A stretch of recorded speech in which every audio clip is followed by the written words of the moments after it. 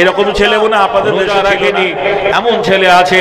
ভাই আমি করলাম কি জানেন, মুসলমান পরের দিন স্কুলে গেলাম, সহপাঠী আমার বন্ধুদের বললাম টিফিন বেলায় স্কুলে গিয়ে, ভাই তোরা যে নামাজ পড়িস ওই নামাজের কায়দা কোনো আমাকে শিখিয়ে দিতে হবে, জানিয়ে দিতে হবে।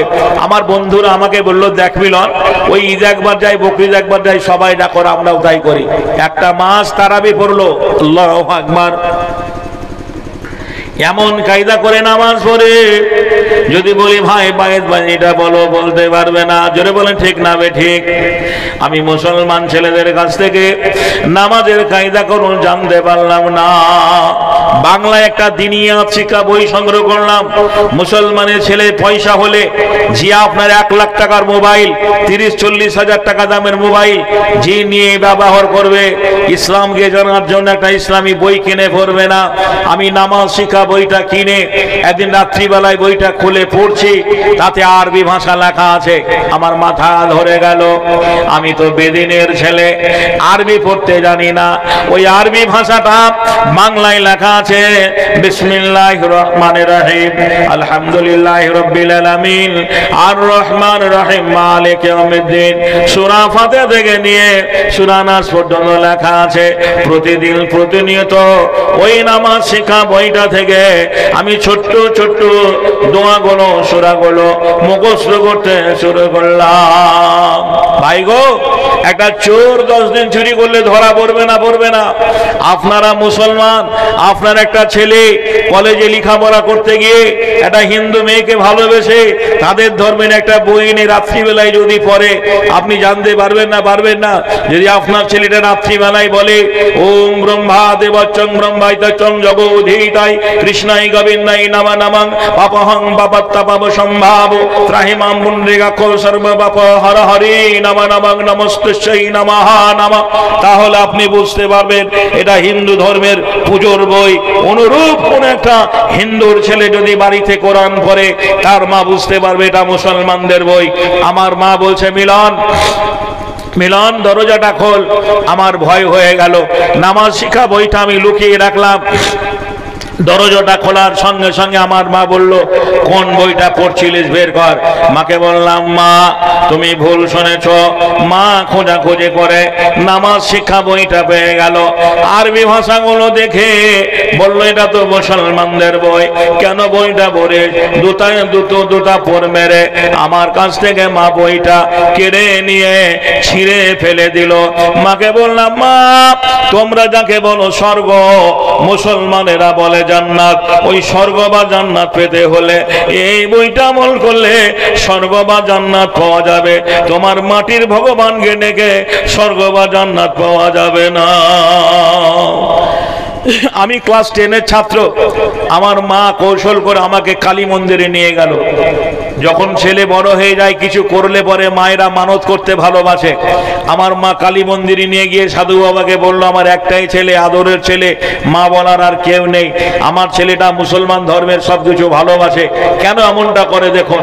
আপনি সুস্থ সবল মানুষ, যদি কবিরাজের বাড়ি যান তো কবিরাজ আপনাকে অসুস্থ করে ছাড়বে। হয় বলবে জিনে ধরেছে, না হয় বলবে ভূতে পেয়েছে, না হলে বলবে তোমার বাড়িটা হাওয়া বাতাস আছে, বন্ধ করতে হবে। যদি দেখে পার্টি ভালো, মাল কামাবার জন্য বলবে তো মেরে এনেছো, শেষ করে এনেছো। যখন এনেছো ভয়ের কারণ নেই, সব ঠিক হয়ে যাবে। জি বলে কি করতে হবে? বলে এটা গাছ তোমাকে জোগাড় করতে হবে, আপনার বুকটা বড় হয়ে যাবে। হয়তো আম বলবে, জাম বলবে, লিচু বলবে, তাল বলবে, বেল বলবে। না না, যারা কবিরাজি করে তারা আমঝাট্টা এমন একটা গাছের নাম করবে, জীবনেও খুঁজে পাবেন না। কি গাছ বলবে? বলবে উসু কচুর গাছ লাগবে। আচ্ছা, এই উসু কচুর গাছটা আপনারা দেখেছেন? আপনাকে বলবে এটা আফ্রিকার জঙ্গলে আছে, আফ্রিকার জঙ্গলে আছে। আমার নাম্বারটা সংগ্রহ করে রাখো। যে তবে মোবাইলটা যোগাযোগ রাখবে, অনেক দূরে রাস্তা, 1010 টাকা খরচ হবে। এর নাম কবিরাজি বিদ্যা। আমার হাতখানা দেখে বলল, মা তোমার ছেলেকে এনেছো, খুব ভালো করেছো। মা বলল, গুরুদেব কি হয়েছে? বলে তোর ছেলেকে মুসলিম মেয়ে তো ওষুধ খাইয়ে দিয়েছে। আমার মা হাওয়া করে কাঁদতে লাগলো, সেজদায় পড়ে গেল। বলল, মা তোমাকে 16 কলা ভোগ দেব, জোড়া পাঠা দেব, তোমার নামে পুজো দেব, তুমি আমার ছেলেকে আমার কোলে ফিরিয়ে দাও। মাকে বলেছে, বলেছিলাম মা 16টা কলা কেন? লড়ের লড়ি কলা যদি মায়ের কাছে জমা করো জীবনেও তোমার মা খেতে পারবে না। যার প্রসাদ কুকুরে খেলে তার আবার ক্ষমতা থাকে না, সে কি হেদায়েত করতে পারে? জোরে উচ্চস্বরে আওয়াজ করে বলা যাবে না হেদায়েতের মালিক কে? এভাবে আমার সংগ্রামী জীবন শুরু হলো। একটা তাবিজ দেওয়া হলো। আজকে মুসলমানের ছেলে দেখবেন তাবিজ, গলায় তাবিজ, কোমরে তাবিজ, মাথায় তাবিজ। খোদার কসম করে বলি, আমি হাবিবুল্লাহ বেলালি, জিন আমাকে দেখলে পরে দাঁড়িয়ে পেচ্ছাপ করবে। আমি সেই মুসলমান। আমি ওমারের জীবনী পড়েছি। ওমার যে রাস্তা দিয়ে একবার যেতেন 40 দিন শয়তান সে রাস্তায় পা দিত না।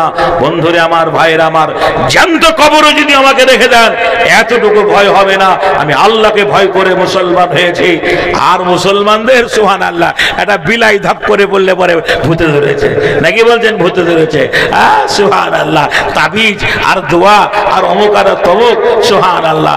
ভাইয়ের আমার, বন্ধুরে আমার, জি মুসলমানদের কিসের তাবিজ? তাবিজ হারাম, রাখা চলবে না। জি বেদাত বলতে যাচ্ছিলাম ভাইরা আমার, বন্ধুরে আমার। আমি তাবিজটা নিলাম সূরা ফাতিহা, কুল হু আল্লাহ, ইন্না তাইনা, দরুদ শরীফ, জি পাঠ করলাম, কাজ আর হলো না। বিশ্বাসে বেলাই বস্তু তর্কে বহুদূর। মাকে একদিন বলছে, মা ওই তোমার তাবিজে কাজ হলো না।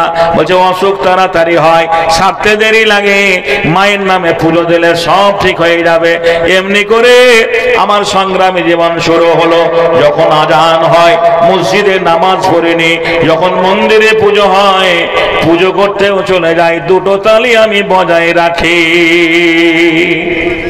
আমার মা আমাকে বলছে, আজ যদি তোকে মন্দিরে না দেখি খেতে দেব না। আচ্ছা, বিশিয়ার একটা মা আছে যে তার ছেলেকে শাসন করেছে? প্রত্যেকটা গার্জেন, প্রত্যেকটা অভিভাবক যদি শরীয়ত সম্মত ছেলে মেয়েদের এইভাবে শাসন করতো যে নামাজ না পড়লে তোকে খেতে দেব না, নামাজ না পড়লে বাড়িতে উঠতে দেব না, তাহলে কোনো বাড়িতে বেনামাজি থাকতো না। জোরে বলেন ঠিক না বেঠিক? আমাদের ছেলে পেলে কেমন, আমাদের বাপ মা কেমন? যে ছেলেটা পরের পুকুরে মাছ ধরে আনে, পরের জমির ফসল চুরি করে আনে, পরের বাগানে আম পেড়ে আনে, তাকে বলে বারে বেটা লক্ষ্মী, আমার কাজের ছেলে করে খেতে পারবে। আর যে আনতে পারে না, বলি গাধা কোথাকার খাবি, সারা পেট ভাকুন দিয়ে একটা আনতে পারিস নি। এইরকম বাপ বেশি পাওয়া যাবে। মা বলল, আজ তোকে মন্দিরে যেতে হবে, যদি না যাই খেতে দেওয়া হবে না। আমরা ধর্ম থেকে কত পিছিয়ে দেখুন। আমাদের জালসায় একটা রাতের জন্য, কেন কালকে হয়েছিল, কাল হয়নি নাকি বলছেন? একটা রাতের জন্য তো 12টা বাজলে আর আমরা কেউ থাকি না। অমুসলমান হিন্দু ভাইদের ধর্মসভাগুলো 7 দিন 7 রাত ধরে হয়। অষ্টপ্রহর, নামযজ্ঞ, হরিনাম সংকীর্তন, কৃষ্ণলীলা, মহা উৎসব, এইরকম নাম দিয়ে তারা করে।